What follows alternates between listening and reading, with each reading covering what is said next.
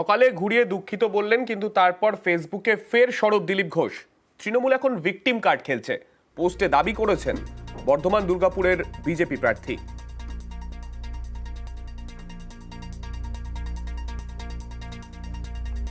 দিলীপ ঘোষের এই ফেসবুক পোস্টকে পাল্টা কটাক্ষ করেছেন তৃণমূল নেতা শান্তনু সেন।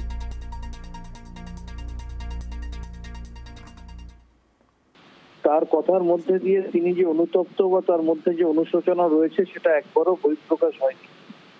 আর তাকে যে শোকজ করার কথা বলা হয়েছে, বিভিন্ন বিজেপির নেতারাই আবার সোশ্যাল মিডিয়ায় দাবি করছে যে তাকে নাকি শোকজ করা হয়।